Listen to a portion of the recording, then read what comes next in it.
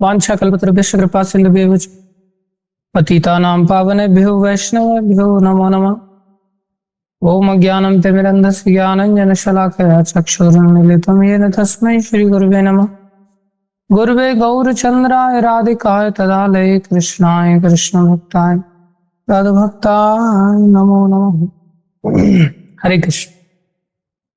सभी का हार्दिक अभिनंदन है, स्वागत है। गुरु वैष्णवों की दया से जो कुछ कहें कृपा करके ध्यान से सुनिए। हम लोग आज 5वें अध्याय में प्रवेश कर रहे हैं।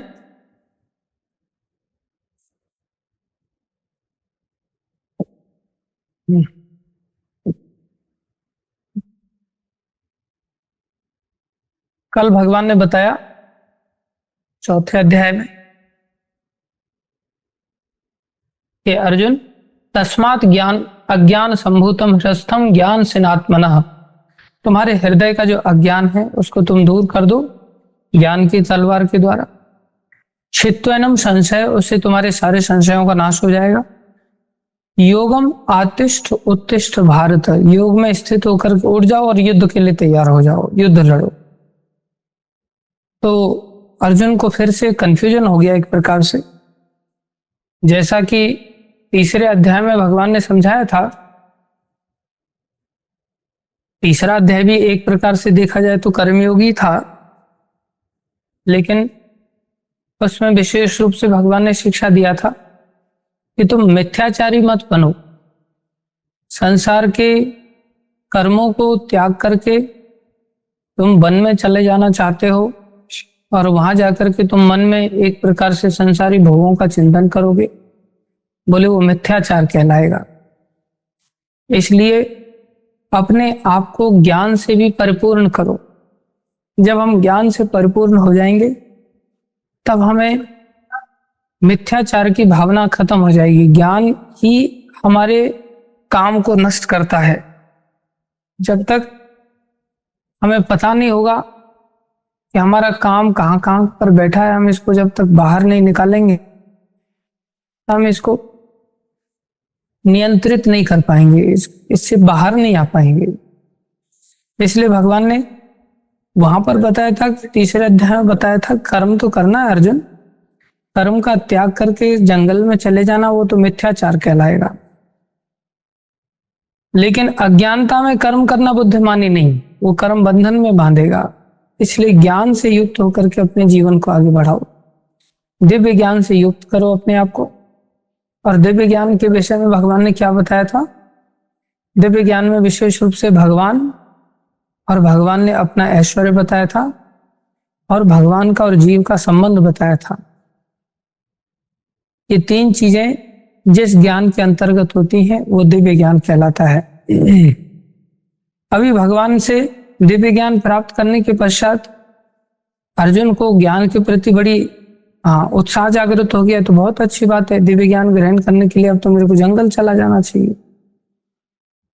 लेकिन फिर से अर्जुन के सामने एक कंफ्यूजन पैदा हो गया, क्योंकि भगवान ने आखिरी श्लोक में क्या कहा? उत्तिष्ठ परंतप, आतिष्ठ उत्तिष्ठ परंतप।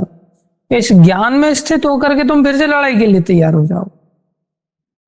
तो ज्ञान के माध्यम से जो कर्म का त्याग नहीं सिखाया गया था, ज्ञान के माध्यम से कर्म के फल का त्याग सिखाया गया था। लेकिन अर्जुन इस बात को लेकर के कंफ्यूज हो गए और सोच में पड़ गए कि आप मेरे को सही सही बताइए कि मेरे को करना क्या है। अर्जुन ने फिर पहले श्लोक में प्रश्न किया, संन्यासम कर्मणाम कृष्ण पुनर्योगम च संशसि यश्रे एतयोरेकम तन्मे ब्रूहि सुनिश्चितम। आप यश श्रेय जो मेरे लिए वास्तव में श्रेयस करे कि मैं ज्ञान का अनुशीलन करूं या मैं जाकर के युद्ध लड़ूं। अर्थात कृष्ण अब इन दोनों चीजों को अलग अलग, अर्जुन 2 चीजों को अलग अलग समझ रहे हैं। वो सोच रहे हैं कि ज्ञान का अनुशीलन करना अलग बात है और युद्ध लड़ना अलग बात है। अर्थात युद्ध हो गया कर्म और शास्त्र का जंगल में जाकर के अध्ययन करना वो हो गया ज्ञान। अर्थात कर्म और ज्ञान को अलग अलग तरह से समझने की चेष्टा कर रहे हैं। कर्म में ज्ञान को नहीं डाल पा रहे हैं और ज्ञान में कर्म को नहीं डाल पा रहे हैं। इसलिए इन दोनों के कंफ्यूजन को लेकर के भगवान श्री कृष्ण से अर्जुन प्रश्न कर रहे हैं कि आप कृपा करके मेरे को बताइए कि मेरे को एग्जैक्टली करना क्या है। अर्जुन ने कहा, हे कृष्ण, पहले आप मुझे कर्म त्याग करने के लिए कहते हैं, फिर क्या कहते हैं, और फिर भक्ति पूर्वक कर्म करने का आदेश देते हैं। क्या आप अब कृपा करके निश्चित रूप से मुझे बताएंगे कि इन दोनों में से कौन सा लाभप्रद है। इस बात को सुनकर के भगवान श्री कृष्ण अब दूसरे श्लोक से लेकर के 6वें श्लोक तक क्या बताते हैं। बोले, कर्म योग की विशेषता क्या है। कि कर्म योग जो भगवान यहाँ कर्म योग 3रे अध्याय में बता करके आए थे, उसी कर्मयोग को यहाँ भगवान और विस्तार से बता रहे हैं, जिसमें बता रहे हैं कि कर्मयोग की विशेषता क्या है। बोले, कर्मयोग की विशेषता के रूप में भगवान ने सबसे पहले ही उत्तर दे दिया था, जिसमें भगवान ने ABCD फॉर्मूला बताया था, जो हमने सीखा था। A for association, B for books, C for chanting और D फॉर डाइट, मतलब प्रसादम। अभी यहाँ पर भगवान विशेषताओं के रूप में दूसरा एक और फॉर्मूला बता रहे हैं। वो बता रहे हैं कि ये जो मनुष्य शरीर हमें प्राप्त है अर्जुन, ये भगवान के द्वारा हमें एक गिफ्ट दिया गया है। जब हम ABCD फॉर्मूला को तो अपनाते ही अपनाते हैं, साथ में जब हम ऐसा समझते हैं कि जो मनुष्य शरीर है ये भगवान के द्वारा भेंट दिया गया है, इसलिए ये भगवान के लिए ही उपयोग में आना चाहिए। इस शरीर से भगवान के अतिरिक्त हमारे व्यक्तिगत जीवन के लिए कोई कार्य न करके केवल भगवान की खुशी के लिए कार्य करना चाहिए। और तीसरा भगवान क्या सिखा रहे हैं। बोले, हमें हमेशा ही अपने लक्ष्य को नहीं भूलना चाहिए। लक्ष्य है हमारी भगवत प्राप्ति। अब देखो, ABCD के संपर्क में जैसे हम आते हैं, गुरु महाराज के संपर्क में एसोसिएशन के माध्यम से आते हैं, तो महाराज सबसे पहले इसी बात को अपना समझाते हैं कि भाई तुम्हारा प्रोग्राम क्या है।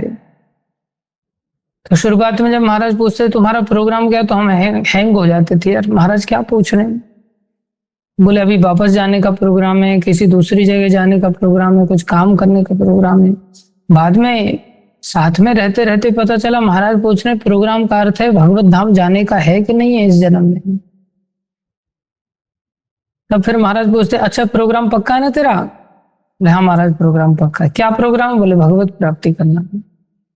तो भगवान विशेष रूप से इस बात को समझा रहे हैं। भगवान उत्तर दे रहे, मुक्ति के लिए तो कर्म का परित्याग तथा भक्ति में कर्म दोनों ही उत्तम हैं, किंतु इन दोनों में से कर्म के परित्याग से भक्ति युक्त कर्म श्रेष्ठ है। भगवान कह रहे हैं तुम गुण और कर्म स्वभाव के अनुसार तो तुम्हें काम करना ही होगा। काम के बिना तुम नहीं रह पाओगे। तुम काम को त्याग करके अगर जंगल में चले जाओगे तो वहां पर भी तुम संसारी भोगों का चिंतन करने के कारण तुम्हारा पतन होने की संभावना बढ़ जाएगी। जब तक हमारी चेतना पूरी तरह से शुद्ध नहीं हो जाती है, ऐसी स्थिति में हमारा पतन निश्चित हो जाता है। इसलिए कर्म का त्याग करके भक्ति करना उचित नहीं है, बल्कि भक्तिमय कर्म। भगवान क्या कह रहे हैं, मुक्ति के लिए कर्म का परित्याग अच्छी बात है। संन्यास कर्म योगस्य ने श्रेयस करावुभौ, दोनों ही बातें श्रेष्ठ हैं। कौन सी बातें। कर्म का त्याग करके संन्यास ले लिया जाए, या कर्म योगस्य, कर्म को योग के साथ जोड़ दिया जाए। कर्म को योग के साथ जोड़ना मतलब भगवान के लिए काम किया जाए। बोले, दोनों ही श्रेष्ठ है, लेकिन दोनों में ही कर्म संन्यास से अर्थात कर्म का त्याग करने से कर्म का योग विशिष्यते। कर्म का योग मतलब भगवान की भक्ति किया जाए, भगवान के लिए काम किया जाए, क्योंकि ये शरीर के अंदर भगवान के द्वारा कार्य करने की क्षमता दी गई है। इसलिए व्यक्ति को चाहिए कि वो कर्म का परित्याग करने से अच्छा है मेरे लिए काम करे, भक्ति युक्त होकर के क्या काम करे, ज्ञान से युक्त होकर के काम करे, बुद्धि से युक्त होकर के काम करे, वो श्रेष्ठ है। भगवान आगे क्या बता रहे हैं। बोले, जो पुरुष न तो कर्म फलों से घृणा करता है, न कर्म फल की इच्छा करता है। अब जब हमारे लिए काम करेंगे तो किसी कर्म के फल से घृणा होगी, और किसी कर्म के प्रति, कर्म के फल के प्रति इच्छा भी होगी। जो हमें पसंद होगा उसके प्रति हम इच्छा करेंगे, जो हमें पसंद नहीं होगा उसके प्रति हम घृणा करेंगे।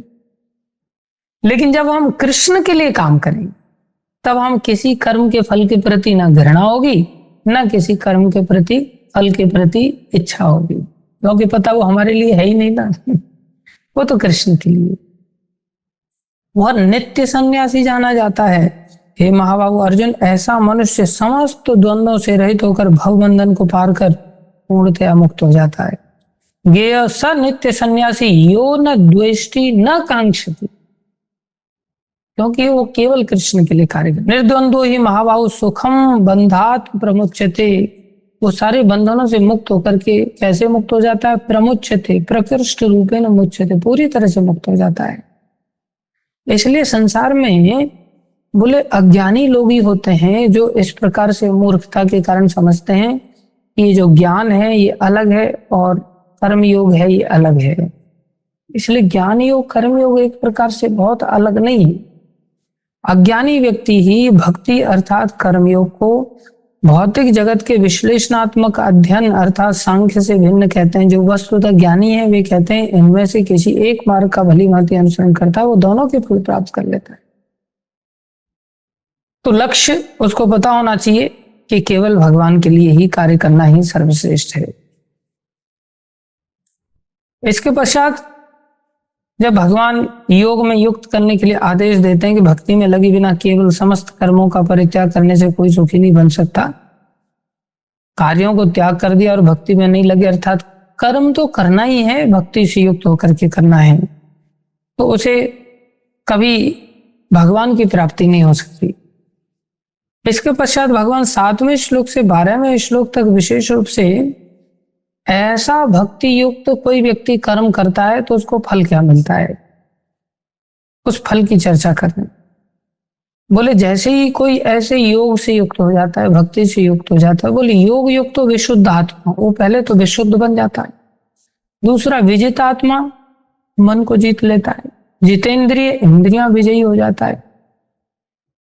सर्वभूतात्म भूतात्मा, ये विशेष बात है, अर्थात सबका प्यारा बन जाता है। सर्वभूत आत्मा भूतात्मा, सब जीवों का आत्मा बन जाता है, अर्थात सब लोग उससे प्यार करने लगते हैं। आज संसार में हम लोगों से कहां कोई व्यक्ति प्यार करता है, लेकिन भक्ति करो, भक्ति युक्त कृष्ण के लिए कार्य करना चालू कर दें, सब लोग हमें प्रेम करने लग जाएंगे। कुर्बन नपी न लिप्यते, कैसी विशेष बात है, कुछ भी करते हुए भी वो बंधन में नहीं फंसता।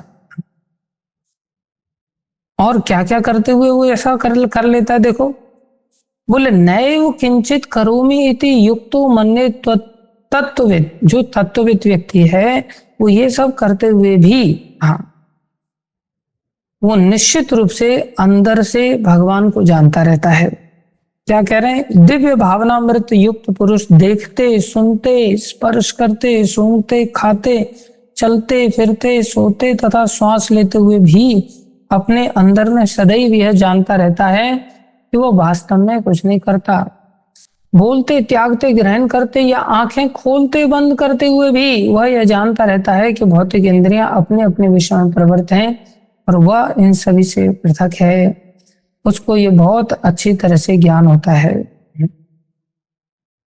और जब ऐसा ज्ञान होता है तो निश्चित रूप से भगवान में स्थित हो जाता है। जो व्यक्ति कर्म फलों को परमेश्वर को समर्पित करके आसक्ति रहित होकर के, आसक्ति तो अपने लिए करेगा तो आसक्ति हो जाएगी, अपने लिए कर ही नहीं रहा, भगवान के लिए कर रहा है तो आसक्ति रहित ही होगा। ब्रह्मण्य आधाय कर्माणि संगम त्यक्त्वा करोति यह, भगवान को लक्ष्य करके जब कोई व्यक्ति करता है तो दूसरा फायदा क्या मिलता है उसको? पहला फायदा क्या था कि उसको सब लोग प्रेम करते हैं, और दूसरा फायदा क्या मिलता है कि वो करता नहीं होता, आसक्ति से रहित होकर के काम करता है, इस कारण से उसको पाप नहीं लगता। सबसे बड़ी समस्या पाप की तो आसक्ति है। जब व्यक्ति आसक्ति के साथ कुछ भी काम करता है, चाहे देख रहा है, सुन रहा है, सूंघ रहा है, त्याग रहा है, स्पर्श कर रहा है, कुछ ना कुछ तो करेगा ही, सोएगा, खाएगा, कुछ तो करेगा ही, बोले ये सब भी पाप में बन जाता है यदि वो अपने लिए करता है। तो दूसरा फायदा क्या मिलता है उसको? बोले लिप्यन्ते न स पापेन, वो पापों से कभी भी लिप्त नहीं होता। ये कैसी विचित्र बात है, कैसे ऐसे हो सकता है? संसार तो पापमय है एक प्रकार से। बोले संसार में रहते हुए भी पद्म पत्र एवं अम्बसा, जैसे कमल का पत्ता कीचड़ से ही पैदा हुआ है, ऐसे ही संसार से ये शरीर पैदा हुआ है, पापों से ही शरीर पैदा हुआ है। एक प्रकार से शरीर हमारे लिए दंड है, लेकिन इस शरीर से अगर भक्ति का कार्य किया जाए, इस शरीर से या कृष्ण भावनामृत कार्य किए जाए, तो ये शरीर से कार्य का फल क्या होता है कि वो व्यक्ति पापों से पूरी तरह से मुक्त हो जाता है। इसलिए योगी जन आसक्ति रहित होकर के शरीर मन बुद्धि इंद्रियों के द्वारा भी केवल शुद्धि के लिए काम करते हैं। शुद्धि मतलब कर्मयोग, कर्मयोग से शुद्धि होती है, मतलब भगवान की प्रसन्नता के लिए। समझ रहे? परिणाम क्या होगा? बोले युक्ता कर्म फलम त्यक्त्वा शांतिम आपनोति नैष्ठिकीम। तीसरा फायदा क्या होता है?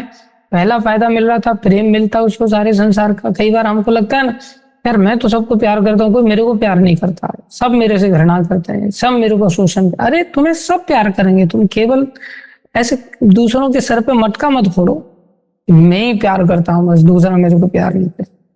तुम भक्ति तो करो। जीव जंतु, यहां तक कि हिंसक जीव भी तुम्हें प्रेम करेंगे।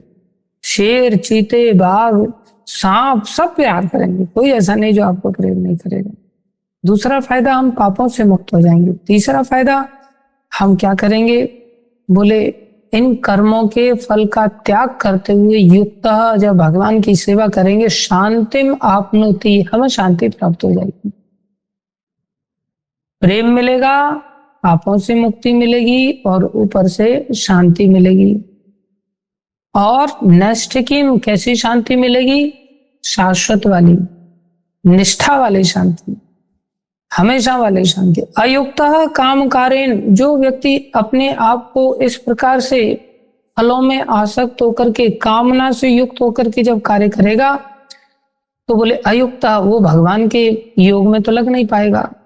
फले सक्तो, वो फल में आसक्त है, परिणाम में निबद्ध थे, वो बंधन में बन जाएगा। कार्य दोनों ही कर रहे हैं, एक व्यक्ति वासना से युक्त होकर के कार्य कर रहा है, एक व्यक्ति कृष्ण के लिए कार्य कर रहा है। कृष्ण के लिए कार्य करने वाले व्यक्ति को इस प्रकार से ये सब फायदे प्राप्त हो जाते हैं। अब कोई व्यक्ति कहे कि करता तो हाँ मैं हूं, तो फलों को दूसरे को कैसे दूं? 18वें अध्याय में तो 5 कर्ताओं के बारे में सुना था। इस अध्याय में भगवान अभी संक्षेप में 3 कर्ताओं के बारे में बता रहे हैं। अर्जुन, तुम इस बात को जान लो कि तुम कर्ता नहीं हो, 3 कर्ता है। सर्व कर्माणि मनसा, ये 13वें श्लोक से लेकर के 16वें श्लोक तक भगवान बता रहे हैं कि 3 कर्ता हैं। कौन से 3 कर्ता हैं? सर्व कर्माणि मनसा संन्यस्यास्ते सुखम वशी नव द्वारे पुरे देहि नैव कुर्वन् कार्यन। जब देहधारी जीवात्मा अपनी प्रकृति को वश में कर लेता है और मन से समस्त कर्मों का परित्याग कर देता है, तब वो 9 द्वारा वाले नगर शरीर, भौतिक शरीर में बिना कुछ किए कराए सुखपूर्वक रहता है। अर्थात जीवात्मा अपनी प्रकृति को जब वश में करके मन से समस्त कर्मों का परित्याग कर देता है। मन से समस्त कर्मों का परित्याग करने का मतलब क्या है? हम अपने लिए काम ना करें। शरीर रूपी नगर का स्वामी देहात्मा जीवात्मा न तो कर्म का सृजन करता है, भगवान बता रहे हैं अभी यहाँ पर। हम कर्म का सृजन नहीं कर सकते। न कर्तृत्वम न कर्माणि लोकस्य सृजति प्रभु न कर्म फल संयोगम स्वभावस्तु प्रवर्तते। भगवान क्या कह रहे हैं? शरीर रूपी नगर का स्वामी देहधारी जीवात्मा न तो कर्म का सृजन करता है, न लोगों को कर्म करने के लिए प्रेरित करता है, न ही कर्म फल की रचना करता है। यह सब तो प्रकृति के गुणों द्वारा ही किया जाता है। करने वाला विशेष रूप से प्रकृति के गुण हैं। तो 3 चीजों से कार्य होता है, जीव, प्रकृति और भगवान। कौन से कार्य, कैसे कोई भी कार्य संपन्न होता है? जीव, प्रकृति और भगवान। कैसे ये संपन्न होते हैं? 13 से 16 श्लोक तक भगवान इस रहस्य को बता रहे हैं। कैसे संपन्न होते हैं? बोले जीव के पास इच्छा करने का अधिकार होता है। फाइनल डिसीजन उस कर्म का होना है नहीं होना है वो भगवान करवाते हैं, भगवान का डिसीजन होता है। और क्रिया के रूप में भगवान की प्रकृति कार्य करती। प्रकृति क्रियमाणानि, तीसरे अध्याय में भगवान ने बता दिया था कि सब कुछ तो प्रकृति के द्वारा होता है, लेकिन अहंकारी व्यक्ति अपने आप को कर्ता मान लेता है। इसलिए हम इच्छा करते हैं, करने वाले फाइनल डिसीजन भगवान देते हैं। कैसे कार्य कराते हैं फिर वो बोले प्रकृति के द्वारा। प्रकृति कैसे कार्य करवाती है? 3 गुणों के द्वारा। हम सभी 3 गुणों के अधीन हैं। इस प्रकार से हमारा शरीर भी प्रकृति के द्वारा दिया गया है। तो 3 प्रकार के कर्ता हो गए एक प्रकार से। एक बार एक भक्त हॉस्पिटल में जाता है, तो जो हॉस्पिटल का लीडर था वो नास्तिक था एक प्रकार से। तो हॉस्पिटल का लीडर नास्तिक होने के कारण उस भक्त को पाठ पढ़ाना चाहता है कि आज मैं इसको पाठ पढ़ाऊंगा कि भाई मैं ही भगवान हूं और मेरी वजह से लोग जिंदा रहते हैं। मैं अगर लोगों को ट्रीटमेंट ना करूं तो लोग बेचारे टप टप टप करके मर जाएंगे। तो जाकर के वहां घोषणा करता है, और लोग भी कई बार भगवान मान लेते हैं डॉक्टर को, तो लोग घोषणा करते हैं। तो इस प्रकार से इसने भी जाकर बोले तुम देखो आखिरकार तुम्हें हॉस्पिटल में आना पड़ गया ना, तुम्हारा भगवान ने तुम्हें ठीक क्यों नहीं कर दिया, मेरे पास क्यों आना पड़ गया, मैं ठीक करता हूं लोगों को। तो भक्त चतुर था। हाँ, तो भक्त कहता है डॉक्टर साहब क्या आप मेरे को एक बात बताएंगे? बोले पूछिए। क्या आपके हॉस्पिटल में कोई मरता नहीं है? क्या आज तक कोई नहीं मरा? बोले मरते हैं। मरते मतलब आप अगर यहाँ पर ट्रीटमेंट दे रहे हैं और आपकी इच्छा से ही लोग ठीक हो रहे हैं, इसका मतलब कोई मरा है तो आपकी इच्छा से ही मरा है फिर तो। और अगर कोई आपकी इच्छा से मरा है तो फिर तो कातिल आप हो गए, क्योंकि स्वयं न मर के किसी के द्वारा कोई मारा गया है तो जिसके द्वारा मारा जाता है वो तो कातिल कहा जाता है। तो फिर तो आप कातिल हैं, आप मर्डरर हैं एक प्रकार से। आपने हॉस्पिटल यहाँ मर्डर करने के लिए खोल के रखा है। तब डॉक्टरों को ये बात समझ में आ गया कि भाई ट्रीटमेंट तो मैं देता हूं, लेकिन हर पेशेंट ठीक नहीं होता मेरे ट्रीटमेंट से। कुछ पेशेंट बेचारे टपक जाते हैं। तो जो टपक जाते हैं इसका मतलब मेरे प्रयास करने के पश्चात भी व्यक्ति क्यों चल बसा, इसका मतलब ठीक करना मेरे हाथ में मात्र नहीं है। किसी व्यक्ति की इच्छा थी ठीक होना और भगवान का निर्णय था कि चलो इसके कर्मानुसार इसको ठीक किया जाए। तो भगवान प्रकृति के माध्यम से, जिसमें औषधि भी प्रकृति के द्वारा जनरेट होती है, शरीर भी प्रकृति के द्वारा दिया गया है, डॉक्टर भी एक प्रकृति का एजेंट है, इन तीनों चीजों को मिला मिलू करके भगवान प्रकृति के माध्यम से उसको ठीक कर देते हैं। तो इसका मतलब कोई भी कार्य संपन्न हो रहा है तो क्या अकेला व्यक्ति से संपन्न हो रहा है? उसके पीछे वो व्यक्ति की इच्छा है। अगर वो मान लो उसकी इच्छा भी नहीं होती बिल्कुल तो वैसे ही मर जाता हो, इसलिए उसकी इच्छा थी ठीक होने की तो वो चला गया हॉस्पिटल। इच्छा उसने किया और भगवान ने फिर ये देखा कि हाँ इसकी इच्छा है, अभी इसकी इच्छा को ध्यान में रखते हुए मुझे कार्य करना चाहिए। तो भगवान इस प्रकार से तीनों को मिला करके कार्य करते हैं। तो जब तीनों को मिला करके कार्य होता है और जिसमें सबसे ज्यादा रोल कृष्ण का ही है, तो फिर सारे कार्य हमारे द्वारा इच्छा के रूप में किसके लिए होने चाहिए? इच्छा हमारी कृष्ण के लिए होनी चाहिए ना। फिर हम अपने आप में अहंकार करके बैठ जाएं कि नहीं सब चीजों की इच्छा मेरा ही अधिकार होना चाहिए, क्योंकि सब काम मैं ही कर रहा हूं तो फल भी मेरे लिए होनी चाहिए, तो मूर्खता है फिर। इसलिए भगवान ने यहां पर घोषित किया कि जब कोई ज्ञान से प्रबुद्ध हो जाता है, किंतु जब कोई ज्ञान से प्रबुद्ध हो जाता है जिससे अविद्या का विनाश होता है, तो उसके ज्ञान से सब कुछ उसी तरह प्रकट हो जाता है जैसे दिन में सूर्य से सारी वस्तुएं प्रकाशित हो जाती हैं। हमें ज्ञान लेकर के इस रहस्य को समझना चाहिए कि हमारा कोई बहुत बड़ा रोल नहीं है, हमारा रोल मात्र इच्छा करने का है। प्रश्न उठता है जब इच्छाएं हम करते हैं और इच्छाएं भगवान पूरी करते हैं तो भगवान हाँ सारी इच्छाएं पूरी, फिर तो पाप की जो इच्छा है वो भी भगवान पूरी करते? बोले हाँ बिल्कुल सही बात है। पुण्य की जो इच्छा है वो भी भगवान पूरी करते हैं? बोले हाँ बिल्कुल सही बात है। तो फिर पाप का फिर हमें फल क्यों भोगना पड़ता है? फिर तो पाप पुण्य आदि सारी इच्छाओं को लेकर के तो फिर भगवान ही जिम्मेदार है, एक प्रकार से देखा जा सकता है। बोले हाँ ये सत्य बात है, लेकिन भगवान पाप पुण्य वाली सारी इच्छाओं की पूर्ति करने के साथ साथ भी इच्छा की जो स्वतंत्रता दे रखी है और स्वतंत्रता की पूर्ति भगवान करने के पश्चात भी दंड व्यक्ति को ही भोगना पड़ता है। भगवान जिम्मेदार होते हुए भी व्यक्ति को ही उसका फल भोगना पड़ता है। इसलिए भगवान हमें सावधान कर रहे हैं कि तुम भगवान जिम्मेदार होते व्यक्ति को क्यों फल भोगना पड़ रहा है। हमने एक बार उदाहरण दिया था, आपको याद हो, कोई व्यक्ति ऑटो चला करके लेके जा रहा है, तो ऑटो चला रहा है ड्राइवर, ऑटो वाला ही, जिसका ऑटो है, तो ऑटो पर फुल कंट्रोल ऑटो वाले का है और ऑटो को चलाने का काम ऑटो वाला ही कर रहा है। लेकिन उसमें बैठ करके किसी व्यक्ति ने जो इच्छा किया जीव हिला करके कि मेरे को यहां से वहां तक ले चलो, बोले उस इच्छा के कारण भाड़ा ऑटो वाले को देना पड़ता है पैसेंजर के द्वारा। बोले यार ऑटो तुम चला रहा है, ऑटो तुम्हारा है, तुमने ही पेट्रोल फूका, भाड़ा मेरे से क्यों ले रहे हो, जिम्मेदार तो तुम हो पेट्रोल खत्म होने की। बोले हाँ, मैं अपने आप में थोड़ी ना ऑटो चलाने जा रहा था, तुम्हारी इच्छा के चलते मैंने चलाया, इसलिए भुगतान तुम्हें करना पड़ेगा। इसलिए पाप कर्म जो घटित हुआ, घटित होने का कारण भगवान है, लेकिन दुख के रूप में हमें झेलना पड़ेगा उसका परिणाम, क्योंकि हमने भगवान से पाप कर्म करने की इच्छा व्यक्त की थी। अब प्रश्न उठता है, जब भगवान सारी इच्छाओं की पूर्ति करते तो फिर हमारी सारी की सारी इच्छाएं पूरी क्यों नहीं होती? कुछ इच्छाएं पूरी होती हैं, पाप की हो या पुण्य की हो, सब इच्छाएं तो पूरी नहीं होती।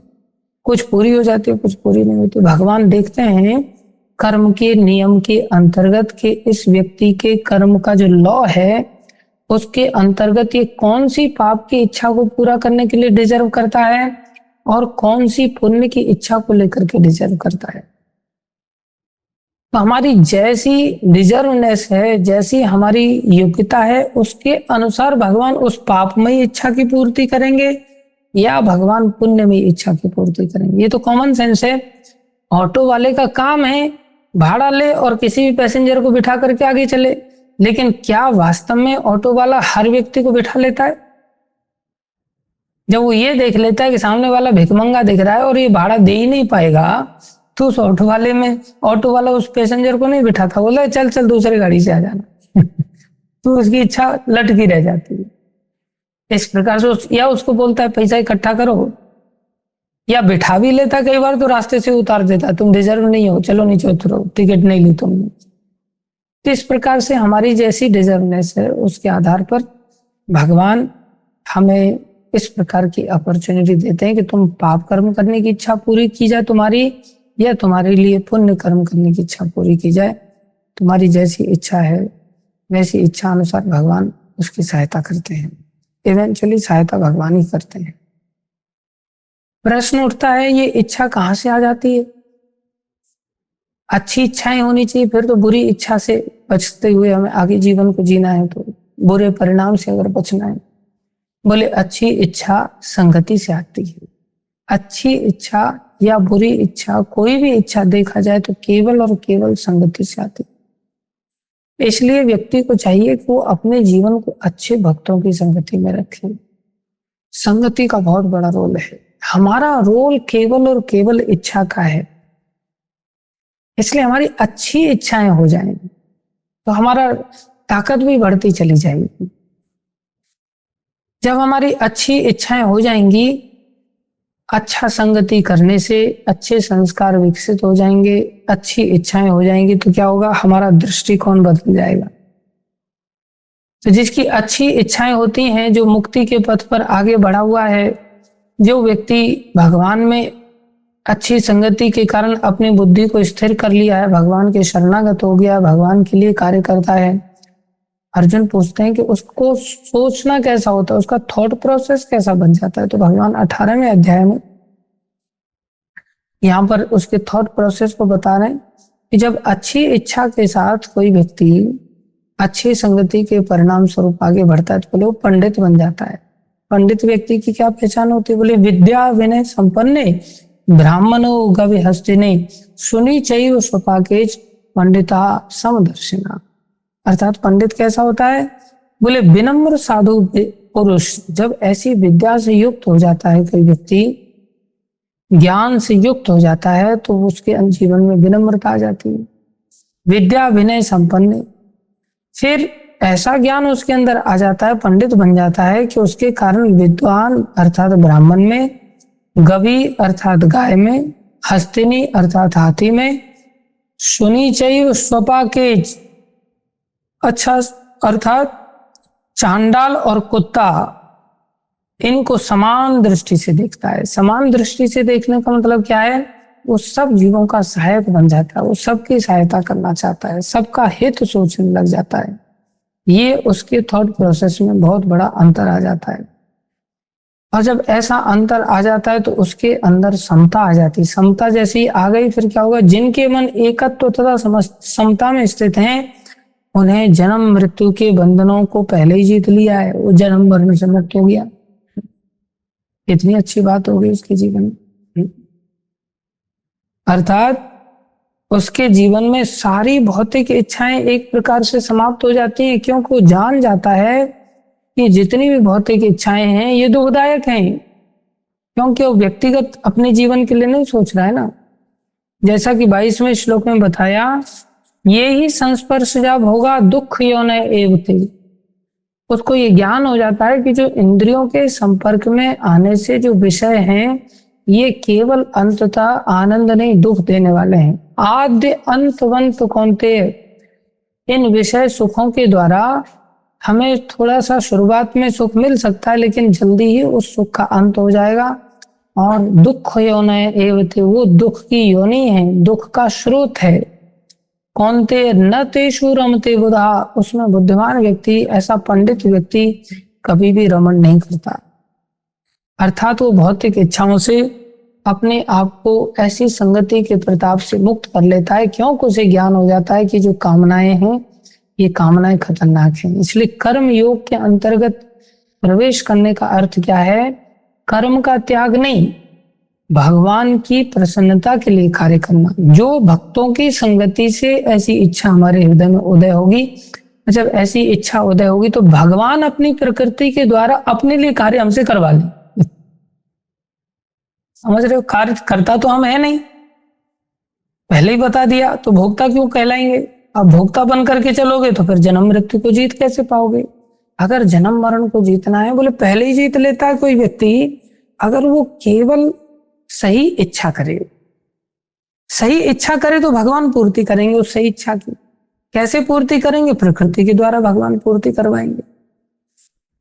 तो उसको ये ज्ञान हो जाता है और फिर वो इस प्रकार के कार्यों में अपने जीवन को नहीं लगाता। भगवान आखिरी में इसी रहस्य को आगे बताते हुए, इन्हीं गुणों का वर्णन करते हुए आगे भगवान एक एक श्लोक में इसी बात के रहस्य को खोल रहे हैं। यदि इस शरीर को त्यागने से पूर्व मनुष्य इंद्रियों के वेगों को सहन करने तथा इच्छा एवं क्रोध के वेग को रोकने में समर्थ होता है, शक्नोति एहैव यह सोढ़ुम प्राक शरीर विमोक्षणात्, शरीर छोड़ने से पहले काम क्रोधो उद्भवम वेगम, काम क्रोध आदि इन वेग से जो उसके अंदर इच्छाएं हैं, इनसे अगर वो व्यक्ति अपने आप को सहन कर लेता है, आएंगी तो सही, लेकिन समुद्र की तरह सहनशील बन जाता है, जैसा कि दूसरे अध्याय में बताया था। बोले युक्तः सयुक्तः स सुखी नरा, और अपने आप को मेरे लिए कार्य करने में अगर लगाए रखता है, बोले वो सुखी हो जाता है। इसलिए इन वेगों को, इच्छाओं को सहन करना पड़ेगा, जो भक्तों की संगति से संभव है। इच्छा संग से ही आती है, ध्यान रखो इस बात को। आगे क्या कह रहे हैं? जो अंतःकरण में सुख का अनुभव करता है, जो कर्मठ है और अंतःकरण में ही रमन करता है। कर्मठ है अंतःकरण के लिए, अंतःकरण में कौन है? श्री कृष्ण। तथा जिसका लक्ष्य अंतर्मुखी होता है, लक्ष्य कृष्ण होते हैं, वह सचमुच पूर्ण योगी है, वह परम ब्रह्म में मुक्ति पाता है और अंत तोगत्या ब्रह्म को प्राप्त होता है। लक्ष्य हमारा जब है, निश्चित रूप से भगवान को प्राप्त करते हैं। अर्थात आगे कह रहे हैं, लभन्ते ब्रह्म निर्वाणम ऋषय क्षीण कल्मषा क्षीण द्वैधा यथात्मान सर्वभूतेते रतः। देखो, विद्या विनय से युक्त होकर के समता के आधार पर तो पहले ही सोचने लग गया था वो। तो जो लोग संशय से उत्पन्न होने वाले द्वैत से परे, जिसके मन, अब द्वैलिटी, द्वैलिटी मतलब सुख दुख, सर्दी गर्मी, आंधी तूफान, या मेरा तेरा, हानि लाभ, जन्म मृत्यु, ये सब डुअलिटीज होती हैं, संशय से उत्पन्न होती हैं, ये सभी ध्यान रखो। जब हम दिव्य ज्ञान से युक्त होकर के भगवान के लिए कार्य करते हैं, जिनके मन आत्म साक्षात्कार में रहते हैं, जो समस्त जीवों के कल्याणार्थ करने में सदैव व्यस्त रहते हैं, समान होकर के कल्याणार्थ कार्य कर रहे थे, और जो समस्त पापों से रहित हैं, पापों से रहित हमने बताया वो पहले ही हो जाता है, वे ब्रह्म निर्माण अर्थात मुक्ति को प्राप्त होते हैं। ये सब अलग अलग प्रकार की इच्छा का त्याग करने से क्या क्या फायदे होते हैं जब हम भक्तों के सानिध्य में रहते हैं। जो क्रोध तथा समस्त भौतिक इच्छाओं से रहित है, देखो बार बार भगवान इस बात पर बल दे रहे हैं, हाँ, कि हमें इच्छाओं से रहित होना चाहिए। जो स्वरूप सिद्ध आत्म संयमी और संसिद्धि के लिए निरंतर प्रयास करते हैं, उनकी मुक्ति निकट भविष्य में निश्चित है, निश्चित ही नहीं सुनिश्चित है। इस प्रकार से आगे कह रहे हैं, समस्त इंद्रिय विषयों को बाहर करके, अब इंद्रियों में लगना मतलब पाप, दृष्टि को भौं के मध्य में केंद्रित करके प्राण तथा अपान वायु को नथनों के भीतर रोककर, और इस तरह मन इंद्रियों तथा बुद्धि को वश में करके जो मोक्ष को लक्ष्य बनाता है, वो योगी इच्छा भय तथा क्रोध से रहित हो जाता है। बार बार वह योगी इच्छा, सबसे जड़ इच्छा है, इच्छा भय तथा क्रोध से रहित हो जाता है। जो निरंतर इस अवस्था में रहता है वो अवश्य ही मुक्त है। आगे भगवान जब ऐसी इच्छाओं को कोई व्यक्ति अगर त्याग कर पाता है, तो आखिरी श्लोक में भगवान बता रहे हैं कि ऐसे व्यक्ति को सबसे बड़ा फायदा होता है कि उसको शांति प्राप्त हो जाती है। भोक्तारम यज्ञ तपसाम, उसे ये ज्ञात हो जाता है कि भोक्ता मैं नहीं हूं। ऐसी बुद्धि के, ऐसे ज्ञान से युक्त हो जाने के कारण उसे रहस्य पता चल जाता है कि जैसे कर्ता मैं नहीं हूं तो भोक्ता मैं कैसे कहलाऊंगा। I am not the creator, अच्छा क्रिएटर नहीं तो I am not also the proprietor, मैं स्वामी भी नहीं। If I am not the proprietor then how can I be the enjoyer, फिर मैं एंजॉयर कैसे हो जाऊंगा। जैसे मान लो मकान मैंने नहीं बनाया, जब मैंने नहीं बनाया तो मैं उसका मालिक कहां से हो गया। जब मैं क्रिएटर नहीं हूं तो मैं मकान का मालिक भी नहीं हूं, मालिक नहीं हूं तो मैं साथ में मकान का एंजॉयर भी नहीं हो सकता। इसलिए शांति किस व्यक्ति को मिलती है, जो इस रहस्य को जानता है कि भैया भोक्ता तो केवल श्री कृष्ण है। भोक्तारम किस चीज के, हम कोई भी यज्ञ कर रहे हैं, कोई भी आहुति दे रहे हैं, कोई भी सैक्रिफाइस कर रहे हैं, या कोई तपस्या कर रहे हैं। भोक्तारम यज्ञ तपसाम, प्रत्येक यज्ञ अर्थात प्रत्येक सैक्रिफाइस और प्रत्येक तपस्या का जो भोक्ता है वो है भगवान श्री कृष्ण। जो कौन है, सर्वलोक महेश्वरम, क्योंकि वही स्वामी है। महा ईश्वरम, ईश्वरम मतलब मालिक, वो सब लोगों के ईश्वर हैं, स्वामी हैं, इसलिए वही भोक्ता है। और जब भोक्ता समझ करके उनको भोग लगाता है कोई व्यक्ति, अर्थात उनके लिए काम करता है, उनकी आज्ञा का पालन करता है, उनकी इच्छा की पूर्ति करने की चेष्टा करता है। उनकी क्या इच्छा है, उनकी परंपरा के माध्यम से, भक्तों के माध्यम से पता चलता है कि भाई उनकी ये इच्छा है। बोले सुहृदम सर्वभूतानाम, और वो ये जानता है कि भगवान सभी जीवों के शुभ चिंतक हैं। देखो कितने बड़े शुभ चिंतक हैं, गलत इच्छाओं की भी तो भगवान पूर्ति कर ही रहे थे ना, कितने दयामय थे। और जब हमारी सही इच्छाएं होंगी तो भगवान पूर्ति नहीं करेंगे क्या, भगवान सब इच्छाओं की पूर्ति करेंगे। स्वहृदम सर्वभूतानाम ज्ञात्वा माम शांति मृच्छति, जो इस रहस्य को जानता है बोले वही शांति को प्राप्त करेगा। कुल मिलाकर के भगवान यहाँ शांति तक का उपाय बताते हैं इस 5वें अध्याय में, जो कि कर्म योग नामक अध्याय है, जिसमें कृष्ण भावना भावित विशेष रूप से हमें कर्म करना होता है। तो इसमें भगवान ने मुख्य रूप से शुरुआत से ही कोई व्यक्ति कर्म योग को जब करता है, भगवान को लक्ष्य बना करके काया वाचा मनसा तीनों प्रकार से अगर कार्य करता है, कायेन मनसा बुद्धया जब कोई कार्य करता है तो उसको क्या फल मिलता है। उसको भगवान के लिए जब कोई व्यक्ति कार्य करता है, जिसमें कि 3 चीजें आती हैं, कौन सी, ABCD। दूसरा चीज, ये भगवान के द्वारा गिफ्ट दिया गया है, ये शरीर उपहार दिया गया है, तो हमें इसको भगवान की सेवा में उपयोग में लाना है। तीसरा, हमें भगवान के लक्ष्य को समझ करके आगे बढ़ना है। जब लक्ष्य भगवान हमारे बन जाएंगे, भगवान के लिए हम कार्य करेंगे, परिणाम में भगवान हमें सबके द्वारा प्रेम दिलाएंगे। दूसरा, भगवान हमें पापों से मुक्त करेंगे। तीसरा, हमें चित्त में शांति प्राप्त होगी। लेकिन व्यक्ति करने के लिए कब तैयार होगा? जब उसे यह अकल आएगी कि 3 प्रकार के कर्ता होते हैं, प्रकृति, भगवान और जीव। जिसमें जीव का रोल है इच्छा करना, भगवान का रोल है डिसीजन लेना, और प्रकृति का रोल है उस डिसीजन को एग्जीक्यूट करके उस जीव की इच्छा पूरी करना। इस प्रकार से जब उसे रहस्य पता चलता है तो उसके पास 2 ऑप्शन होते हैं, अच्छी इच्छा करने का और बुरी इच्छा करने का। भगवान दोनों ही इच्छा की पूर्ति करते हैं अगर वो डिजर्व करता है। लेकिन हमें अच्छी इच्छा करनी चाहिए। अच्छी इच्छा से हम बच पाएंगे। अच्छी इच्छा संग से होती है।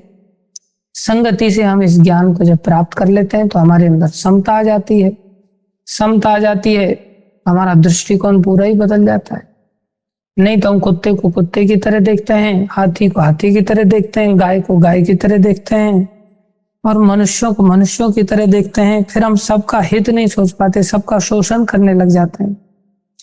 जब हम सबके प्रति समान दृष्टि ले आते हैं तो हम सबका हित सोच करके हमारा दृष्टिकोण बदल जाता है, जो भगवान का दृष्टिकोण है। और फिर हम भौतिक इच्छाओं को समझ लेते हैं कि जो भौतिक इच्छाएं हैं यही संस्पर्श जब होगा दुख होते, ये दुख का कारण है। इसलिए हमें भौतिक इच्छाएं न करके केवल और केवल भगवान की इच्छा के लिए कार्य करना है। तो इस प्रकार से जब वो व्यक्ति भगवान के लिए कार्य करने लग जाता है तो उसे शांति प्राप्त हो जाती है। तो ये शांति का स्पष्ट फॉर्मूला है। ये 6 बातें इस अध्याय में बताई गई हैं विशेष रूप से। जो भगवान ने बताया था कि तुम मिथ्याचारी मत बनो, कर्म को त्याग करके मन में तुम कर्म के भोगों का चिंतन करोगे, वो अच्छा नहीं है। इससे अच्छा तुम कर्म करो लेकिन मेरे लिए कार्य करो। भोगों के परिणाम स्वरूप तुम्हें नरक में जाना पड़ेगा। तुम भोगों के लिए काम मत करो, काम इच्छा का त्याग करो। काम का त्याग मत करो, अर्थात कार्य का त्याग नहीं करना, कार्य के पीछे जो भोग इच्छा है उसका त्याग करना। तो सबसे पहले भगवान ने मिथ्याचारी को रोक करके कर्म योग के विषय में शिक्षा दिया, जिसमें फिर बता रहे हम 3 बातें बताया, ABCD। पहली बात। दूसरी चीज, भगवान के द्वारा गिफ्ट किया गया शरीर है। तीसरी चीज, हमारा लक्ष्य भगवान की प्राप्ति करना है। इसके द्वारा फायदे बताए गए। प्रेम मिलेगा, पापों से मुक्त हो जाएंगे और शांति मिलेगी। उसके पश्चात भगवान ने 3 प्रकार के कर्ता बताए, जीव, ईश्वर और प्रकृति। उसके बाद भगवान दृष्टि बता रहे हैं कि उसकी दृष्टि कैसी हो जाती है, सबको समान दृष्टि से देखता है, मैं मेरा तू तेरा से परे हो जाता है। उसके पश्चात उसकी अच्छी संगति के कारण अच्छी इच्छा उत्पन्न होने लगती है और अच्छी इच्छा के परिणाम स्वरूप वो भक्ति करता है, कर्म योग में लग जाता है और फिर वो शांति प्राप्त करता है। धन्यवाद सभी का धैर्यपूर्वक श्रवण करने के लिए। भगवान की वाणी भगवत गीता की जय। क्रक्स है इसमें, हम अपनी इच्छा को संगति के लिए कार्य करें। अच्छी संगति सबसे पहले लें, भक्तों के सानिध्य का संकल्प लें, और भक्तों के सानिध्य का संकल्प लेने से हमारे सारे रास्ते खुल जाएंगे, हमारे कार्य करने की शैली पूरी बन जाएगी और हम भगवान के लिए कार्य कर पाएंगे। Thank you very much for your patience hearing. Hare Krishna. प्रणाम सभी भक्तों को।